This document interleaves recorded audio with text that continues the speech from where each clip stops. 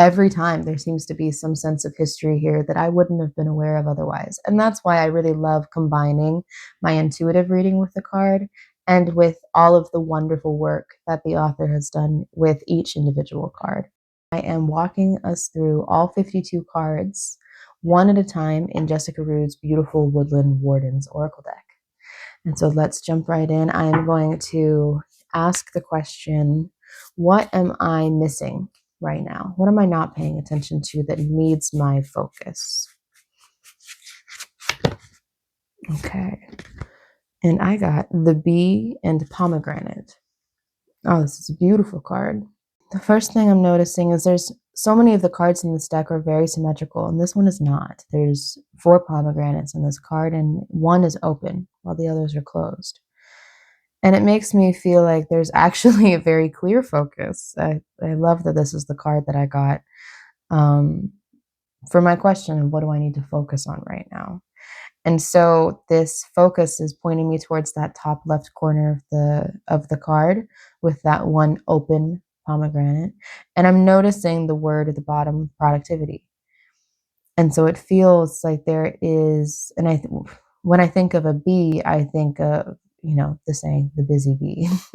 And I think of the need for sweet things and the need for, it feels like there's balance here within seeking the sweet and seeking the nectar in that sense, but that also being a part of the productivity, that being a part of the work. So it seems like the message here could be about finding the joy and the sweet things within the hard things, or within the things that are a little more grueling or take a bit more time.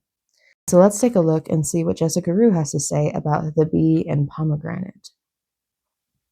The bee and pomegranate calls us to create with purpose. Bees are known for their hard work with industriousness. The phrase busy as a bee derives from Geoffrey Chaucer's Canterbury Tales, written in the 14th century. Pomegranates are tough-skinned and difficult to open, but once their exterior is pierced, hundreds of seeds burst forth, signifying fertility and abundance.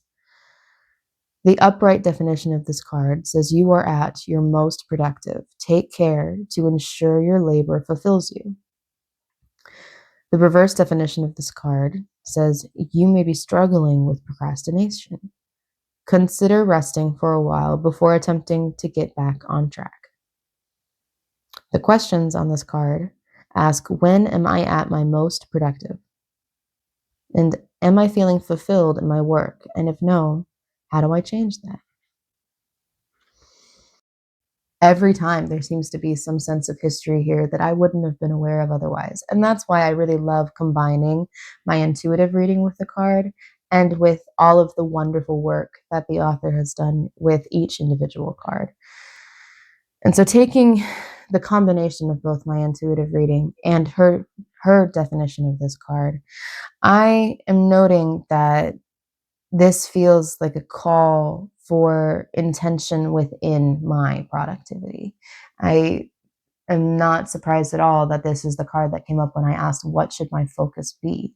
And the focus within my work itself seems like it should be making sure that fulfillment is there. And that sweet, fun aspect of it that allows the hard work to be sustaining, allows it to be long-term, is there within the work right now. And that feels really accurate within my world. Well, everybody, this was the 4th card in this beautiful deck. And I will be releasing another episode of my Woodland Warden series this week. And I also have my weekly live stream happening at 11 a.m. Pacific time on Monday mornings, where if you would like a personal reading or have a question where you would like some clarity, go ahead and leave a comment in the chat and I will get to you and be able to connect with you live that way. You can also find me over at 1-2-Listen, where I am an intuitive advisor. And otherwise, enjoy the rest of your day, everyone. Thanks for being here and have a good day.